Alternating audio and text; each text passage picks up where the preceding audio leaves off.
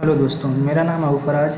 इससे पहले वाले वीडियो में हम लोगों ने पढ़ा था कि एक्सेल में फार्मूले को कैसे यूज करना था और वन ड्रैग में कैसे हम लोग पूरा का पूरा फार्मूला एक बार लगाने पे ला देते थे। इसके बाद से आज हम लोग सीखेंगे कि हम लोग टेबल का नाम असाइन कैसे करते हैं ताकि हम लोगों को बार बार टेबल को सिलेक्ट करने की ज़रूरत ना पड़े। टेबल का नाम असाइन कर लेने से हम लोगों को जब भी हम टेबल एरे सेलेक्ट करने की बात आती है तो वहाँ पे सिलेक्ट ना करके हम लोग उसका सीधे नाम लिखेंगे। सबसे पहले आइए हम लोग टेबल एरिया का नाम असाइन करना सीखते हैं। जैसे यहाँ पे हमारे पास एक टेबल मौजूद है, हम लोग इसका नाम असाइन करेंगे। अब देखते हैं नाम असाइन कैसे किया जाता है। सबसे पहले प्रोडक्ट आईडी पे कर्सर को रखेंगे और एक बार कंट्रोल शिफ्ट राइट एरो और एक बार कंट्रोल शिफ्ट डाउन एरो का यूज करेंगे। इस तरीके से देखेंगे दोस्तों, मेरा जितना भी पूरा टेबल था वो पूरा सिलेक्ट हो गया। अब इसका नाम चेंज करने के लिए यहाँ पे जो नेम बॉक्स देखिए, जैसे ही कर्सर लेके आए तुरंत ये बोल रहा है नेम बॉक्स पे क्लिक करिएगा और यहाँ पे इसका कुछ मैं नाम रख लेता हूँ। नेम में मैं रख ले रहा हूँ, इसका नाम रख रहा हूँ TAB टेबल फर्स्ट। अब टेबल फर्स्ट हमेशा इसमें कभी भी स्पेस दे के नाम नहीं लिखा जाता, हमेशा इसमें अंडरस्कोर दे के नाम को लिखते हैं। जैसे मैंने अंडरस्कोर लिख के 1 लिख दिया और इंटर करते ही इसका नाम असाइन हो जाएगा। इंटर करके मैंने इसका नाम असाइन कर लिया। यानी दोस्तों जब भी मैं इसको सेलेक्ट करूँगा, यानी अब देखिएगा जैसे मैं इसको सेलेक्ट करूँगा तुरंत इसका नाम शो करने लगेगा, यानी ये टेबल फर्स्ट है। अब देखेंगे इसका यूज कैसे करते हैं। पहला काम हम लोगों ने सीख लिया कि टेबल का नाम कैसे देते हैं। दूसरा काम हम लोग ये सीखेंगे, इससे पहले हम लोगों ने पढ़ा था जब भी VLOOKUP की वैल्यू लगाते थे। आइए पहले फार्मूला लिख देते हैं ताकि आप लोग समझ जाए। जैसे मैं लिख रहा हूँ is equal to VLOOKUP value जैसे लिखे तो सबसे पहले लुकअप वैल्यू पूछता था, तो अभी इसको इससे पहले तो वीडियो में आप लोगों ने इसको बारे में देख ही लिया था। दूसरा टेबल एरे, जस्ट अभी बताया हूँ टेबल एरे का नाम असाइन करना है। तीसरा होता है कॉलम इंडेक्स नंबर, तो हम लोग कॉलम इंडेक्स नंबर को बार बार टाइप करते थे 1 2 3 इस तरह लिखते थे। तो आज हम लोग कॉलम इंडेक्स नंबर को डायरेक्टली नहीं लिखेंगे, बल्कि हम लोग एक फार्मूले का आज इस VLOOKUP फार्मूले के अंदर नेस्टिंग करेंगे। नेस्टिंग का मतलब ये होता है कि दो फार्मूले को आपस में मिलाना। तो आइए मैं कुछ चीज़ आपको पहले बता रहा हूँ, उसके बाद आगे बढ़ते हैं।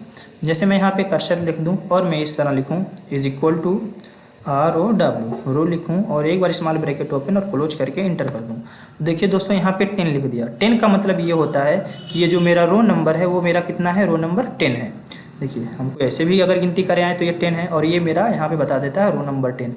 यानी मैं किसी भी रो नंबर का किसी भी कॉलम का मैं इसी तरीके से फाइंड आउट कर सकता हूँ कि ये कौन सा कॉलम है। जैसे मैं इसका मान चलिए इसका कॉलम नंबर पता करना हो तो ऐसे मैं डायरेक्टली ऊपर से भी गिनती कर सकता हूँ 1 2 3 4 5 6 7 8 9 10 11 12 13, यानी ये हमारा कॉलम नंबर 13 है। लेकिन मैं अगर इसको गिनती ना करके डायरेक्टली पता करना चाहूँ तो क्या लिखूँगा इज इक्वल टू CO यहाँ पे डायरेक्टली हम लोग लिख लेंगे कॉलम ना, इज इक्वल टू कॉलम लिख के स्मॉल ब्रैकेट, सॉरी गलती हो गई कोई बात नहीं, इज इक्वल टू CO और यहाँ पे लाके टैब एक बार दीजिएगा और एक बार अब स्मॉल ब्रैकेट क्लोज करके एंटर करिए। देखिए दोस्तों हम लोग गिनती भी करके 13 लेके आए थे और डायरेक्टली भी 13 आ गया। इस तरीके से हम किसी भी कॉलम या किसी भी रो को फार्मूले के थ्रू पता कर सकते हैं ये कौन सा कॉलम है या कौन सा रो है। अब इसका हम लोग यूज कैसे करते हैं आइए देखिए। तो सबसे पहले हम लोग इसके हेडिंग को सिलेक्ट करते हैं ताकि हम लोग इसमें VLOOKUP फार्मूला लगा सकें और VLOOKUप फार्मूले को थोड़ा स्टैंडर्ड बना सकें। तो सबसे पहले हम इसको लिखेंगे Ctrl+C कॉपी कर लेंगे और इसको हम लोग यहाँ पे करते हैं पेस्ट। पेस्ट करने के लिए हम लोग आएंगे ट्रांसपोज ऑप्शन पे और यहाँ से हम इसको कर दिए पेस्ट। पेस्ट करने के साथ साथ डबल क्लिक करके थोड़ा सा इसको एडजस्ट करते हैं और यहाँ से आके बॉर्डर और लाइन लगा लेते हैं, यानी ऑल बॉर्डर लगा लेते हैं। बॉर्डर और लाइन लगाने के बाद से हम लोग प्रोडक्ट आईडी के लिए सबसे पहले ड्रॉप डाउन की क्रिएट करेंगे। ड्रॉप डाउन की क्रिएट करने के लिए हम लोगों ने शॉर्टकट की पढ़ा था। क्या शॉर्टकट की पढ़ा था? Alt D और क्या पढ़ा था? L। Alt D और L दबाते ही तुरंत हम लोगों का ड्रॉप डाउन की ओपन हो जाता है। यहाँ से एनी वैल्यू पे जा करके हमको सबसे पहले चूज करना रहता है लिस्ट। हम लोग ड्रॉप डाउन की किसके लिए बनाना चाह रहे हैं? पिछली 2 सीरीज से आप लोग देखते आ रहे होंगे, प्रोडक्ट आईडी के लिए हम लोग ड्रॉप डाउन की बनाना चाह रहे हैं, जो कि हमारे सामने यहाँ पे प्रोडक्ट आईडी के लिए ड्रॉप डाउन की क्रिएट करना है। अब ड्रॉप डाउन की किसके लिए हम अब नहीं चाहेंगे, लिस्ट बनाना चाह रहे हैं तो सोर्स देंगे। सोर्स किसका देना है? प्रोडक्ट आईडी का, जो कि यहाँ पे प्रोडक्ट आईडी यहाँ पे रखिए Ctrl+Shift डाउन एरो दबा देंगे तो ये पूरा सिलेक्ट हो जाएगा और यहाँ से कर लेते हैं ओके। यानी हमारा ड्रॉप डाउन की बनके तैयार हो गया। यहाँ से अब देखेंगे आपको पूरा ड्रॉप डाउन की दिखाई देना स्टार्ट हो जाएगा।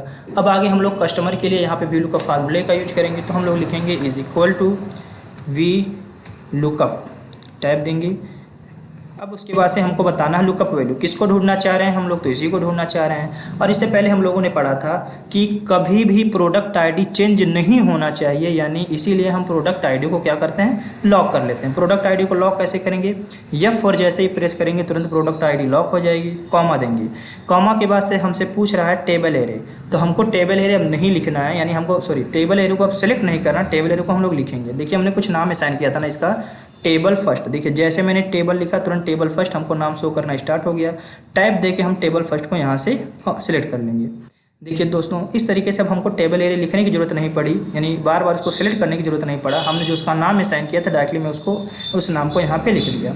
कॉमा लगाते हैं, आगे हमसे पूछ रहा है column index number. Column index number को अब हमको लिखना नहीं है, हमको पता है कस्टमर आईडी कितने नंबर में आता है, दूसरे नंबर में आता है। और हम यहाँ पे तब कॉलम इंडेक्स नंबर 2 नहीं लिख के हम लोग किसी चीज़ का यूज करेंगे। अब मैं किसका यूज कर रहा हूँ, पहले यूज कर ले रहा हूँ फिर बता रहा हूँ। मैं यहाँ पे लिख रहा हूँ ROW रो, और उसके ऊपर से एक बार स्मॉल ब्रैकेट ओपन और एक बार क्लोज कर दिया। कॉमा लगा दिए, यानी कॉलम इंडेक्स नंबर मैंने लिख लिया। कॉलम इंडेक्स नंबर लिखने के बाद से हमेशा हम लोग क्या लिखते हैं, 0, और शिफ्ट दबा के इसको करते हैं क्लोज और इंटर करते हैं। देखिए इस तरीके से दोस्तों हम लोगों का नाम शो कर गया कि नहीं। इस बार ना मैंने किसी चीज़ को सिलेक्ट किया, ना मैं कुछ किया, डायरेक्टली आ गया। अब एक बार वन ड्रैग करके देखते हैं क्या दोस्तों मेरा पूरा डिटेल आ जाता है, फिल हो जाता है कि नहीं। एक बार वन ड्रैग करते हैं तो देखेंगे एक ही बार ड्रैग करने पे बाकी जितने लोगों का डिटेल्स था वो पूरा का पूरा डिटेल हमारे सामने ओपन होके आ गया है। अब देखते हैं क्या सभी लोगों का डिटेल सही था। मोबाइल का देखते हैं, तो F2 फार्मूला, F2 दबा के देखेंगे तो F2 में भी उठा लिया, हाँ ठीक है। पहले L1 को इसने लॉक किया था, टेबल एरे उठाया। और ये जब दोस्तों हम लोग टेबल एरे में सेलेक्ट ना करके उसका नाम असाइन करके नाम लिखते हो तो उसको लॉक करने की ज़रूरत नहीं पड़ती, क्योंकि वो पहले से ही असाइन हो जाता है कि टेबल इतनी दूर है, उसके बाहर वो किसी चीज़ को नहीं ढूंढता है। मेन बात हमको उम्मीद है कि ये टेबल एरे के बारे में समझ में आ गया होगा, यानी टेबल एरे को सिलेक्ट ना करके उसका नाम असाइन कर लेने से थोड़ा हमारा काम आसान हो जाता है, यानी बार बार हमको सिलेक्ट नहीं करना पड़ता। यहाँ पे मेन जो प्रॉब्लम हम लोगों का है वो इस रो फार्मूले को लेके। अब आइए दोस्तों हम इसको समझते हैं कि ये काम कैसे करता है। देखिए अगर मैं यहाँ पे अब्दुल्ला फार्मूला जब लिख रहा था तो मैं यहाँ पे रो ना लिख करके यहाँ पे हमको क्या लिखना चाहिए था, 2, क्योंकि जो कस्टमर नेम है किस कॉलम में, पहले दूसरे कॉलम में है ना, तो यहाँ पे मुझको 2 लिखना चाहिए था, लेकिन मैंने रो लिख के इसका फार्मूला यूज किया। इस फार्मूले का मतलब क्या होता है देखिएगा, हम अगर देखें तो ये कौन सी रो है, ये दूसरी ही रो है ना। अगर मैं इस रो में कहीं भी फार्मूला यूज करूँ दोस्तों, जैसे मैं यहाँ पे मैं यही फार्मूला यूज करूँ रो वाला, मैं लिखता हूँ R is equal to ROW, row लिखा, स्मॉल ब्रैकेट ओपन और क्लोज। कहीं भी इस वाले लाइन में यानी रो 2 में कहीं भी मैं ये फार्मूला लगाऊंगा तो हमेशा वो 2 ही बताएगा। तो हमको यहाँ पे इसीलिए जब हम लोग यहाँ पे रो लिख दिया हूँ तो रो स्मॉल ब्रैकेट ओपन और क्लोज, तो इसका मतलब ये हो गया कि ये क्या चीज़ है, ये 2 है, क्योंकि मैं कहीं भी अगर मैं रो वाला फार्मूला लगाऊंगा तो वो हमेशा 2 ही बताएगा। इसलिए यहाँ भी ये 2 जैसे कंसीडर कर रहा है। और हमको पता है कस्टमर नेम दूसरे नंबर ही कॉलम में है, इसलिए यहाँ पे 2 ना लिख के मैंने रो का फार्मूला यहाँ पे लिख दिया, जिससे हमारा पूरा वी लुकअप इस फार्मूले को समझ गया कि यहाँ पे हमको 2 को ही उठाना है। इसी तरह दोस्तों अब अगर हम लोग मान के चलिए यहाँ पे रो वाला फार्मूला यूज करें तो ये कौन सा रो है, तीसरा रो है ना। तो जैसे ही हम रो को ओपन ब्रैकेट और क्लोज ब्रैकेट करेंगे तुरंत ये 3 ही बताएगा। देखिए दोस्तों एक बार देख भी लेते हैं, इज इक्वल टू रो और इज इक्वल टू रो कर दिया। ठीक है दोस्तों, देखिए यहाँ पर भी 3 बताया, तो यानी जहाँ भी मैं इस तरह लिखूंगा तो वो 3 ही बताएगा। यानी मैं किसी भी फार्मूले में जैसे 98 है ना, F2 करके इसको देखता हूँ, यहाँ भी रो लिखा है। रो का यहाँ पे भी मतलब क्या होगा, यहाँ पे रो का मतलब होगा 6। और हमको पता है जो भी यहाँ पे इसका आइटम नेम क्या था, शायद क्वांटिटी थी, देखते हैं, सॉरी चुप गया ना, क्वांटिटी थी। हाँ क्वांटिटी जो है वो 6 नंबर पे है, और इधर से भी गिनती करें 1 2 3 4 5 6, देखिए 6 पे है, इसलिए हमको यहाँ पे कुछ भी लिखने की ज़रूरत नहीं पड़े। लेकिन दोस्तों हर बार रो का इस तरह से फार्मूला काम नहीं करेगा, इसका कॉन्सेप्ट कहीं कहीं चेंज भी होता है। अभी देखिए कैसे चेंज होता है, आइए मैं आपको दिखा रहा हूँ समझने के लिए। अब मान के चलिए मुझको यही चाहिए, मैंने इसको कॉपी किया और कहीं समझने के लिए मैं आपको बता रहा हूँ, मैं यहाँ से कर देता हूँ पेस्ट। चलिए सबसे पहले यहाँ पे ड्रॉप डाउन की बनाते हैं। ड्रॉप डाउन की नहीं बनाएंगे, समझना, तो मैं से डायरेक्टली इसको सीधे सीधे लिख देता हूँ, ASA कैप्स लॉक ऑन करके ASA Z1। चलिए ड्रॉप, मैंने एक प्रोडक्ट आईडी डायरेक्टली लिख दिया है जिसके लिए मुझको फाइंड आउट करना। कस्टमर नेम, तो फार्मूला क्या होता है, is equal to V lookup लिखे। उसके बाद से हमको क्या करना है, लुकअप वैल्यू, हमको लुकअप वैल्यू में इसी को ढूंढना है। कॉमा लगाएंगे टेबल एरे में, तो हमको पहले ही इसका नाम असाइन कर दिया हूँ टेबल, टाइप करके उसको भी ला दिया, कॉमा कॉलम इंडेक्स नंबर। अब मैं यहाँ पे भी कॉलम इंडेक्स नंबर वही फार्मूला लगा रहा हूँ जो ऊपर लगाया था, ROW रो स्मॉल ब्रैकेट ओपन और क्लोज, कॉमा रेफरेंस दे दिया 0 और कर दिया शिफ्ट दबा के ब्रैकेट क्लोज इंटर। देखिए दोस्तों यहाँ पे अब नाम आ रहा है नहीं, इसमें भी तो मैंने वही काम किया, यानी इसमें भी तो = रो लगाया, लेकिन यहाँ पे मिस्टेक क्या हुई आइए दोस्तों समझते हैं। देखिए यहाँ पे जो मैंने रो स्मॉल ब्रैकेट और ओपन और क्लोज किया, ये वाला रो क्या समझ रहा है कि ये कौन से रो को बताएगा, ये 13 वाले रो को बताएगा। यहाँ पे ये किसको बताएगा, साइड में कहीं मैं यूज कर ले रहा हूँ, रो = रो, ठीक। देखिए दोस्तों 13 बता रहा ना, लेकिन हमको पता है कस्टमर नेम किस वाले कॉलम में है, दूसरे कॉलम में, लेकिन यहाँ पे बार बार क्या आ रहा है 13, तो जाहिर सी बात है वो नाम को नहीं असाइन कर पाएगा। तो अब इसका अल्टरनेटिव क्या है, इसको हम कैसे फाइंड आउट करेंगे, इसका भी तरीका है। तो इसके लिए हम क्या करेंगे, इसके लिए रो जो है ना ये बार बार 13 आ रहा है। अब हम लोग थोड़ा सा इसमें कुछ अपना माइंड भी यूज करेंगे, यानी 13 में से कितना कम कर दिया जाए कि हम लोग 2 पे पहुँच जाएँ। यानी अगर मैं इसमें से माइनस कर दूँ 11, अगर 11 में माइनस कर दूं तो 13 में से 11 जैसे ही माइनस करेंगे तो 2 ही बनेगा। अब इंटर करके देखते हैं, देखा दोस्तों तुरंत उसने डिटेल उठा लिया कि नहीं। यानी ये जो रो 13 आ रहा है, मैं कहीं साइड में आपको लगा के दिखा दे रहा हूँ, जैसे =ROW रो, और यहाँ पे मैं माइनस कर दे रहा हूँ 11। देखिए दोस्तों अब जैसे मैं यहाँ पे 11 यूज किया तो हमको पता है ये कौन सा कॉलम था, ये कॉलम नंबर था हमारा 15 में से जैसे हम लोग 11 सब्सट्रैक्ट करेंगे क्या बचेगा, 4 बचेगा।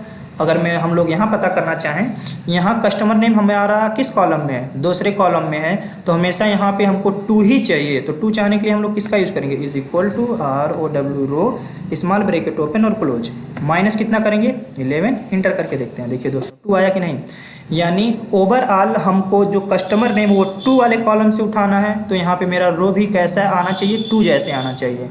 तो हमको क्या करना रहेगा, जो भी मेरा फार्मूला रहता है उस फार्मूले में से हमेशा ये देखेंगे वो मेरा कॉलम नंबर कहाँ पे है, उसी के अकॉर्डिंग हम लोग इसमें से कुछ नंबर्स को घटा लेते हैं। ऊपर मैंने इसलिए नहीं घटाया क्योंकि वो रो नंबर और कॉलम नंबर सेम एक जैसे मैच कर रहा था, इसलिए मैंने मुझको कुछ घटाने या जोड़ने की जरूरत ही नहीं पड़ी।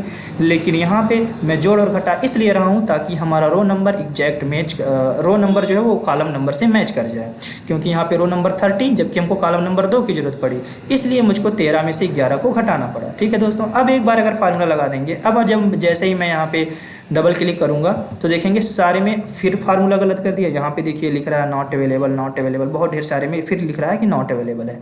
अब इसका भी प्रॉब्लम देखते हैं कि आखिर में ये क्यों कह रहा है कि नॉट अवेलेबल है।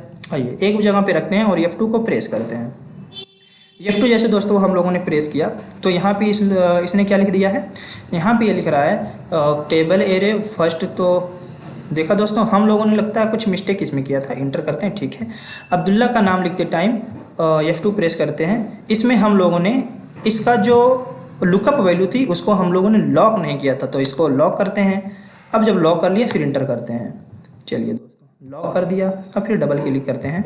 देखिए सर दोस्तों सारा डिटेल उठा लिया कि नहीं। यानी अगर आपसे कोई भी चीज़ अगर एक मिस्टेक होती है तो आपका फार्मूला नहीं उठाएगा। इस तरह दोस्तों आप लोग जो भी काम करिएगा पूरा डिटेल पढ़ के एक एक लाइन बाय लाइन करिएगा। इतने के लिए धन्यवाद, फिर बाकी मिलते हैं कल।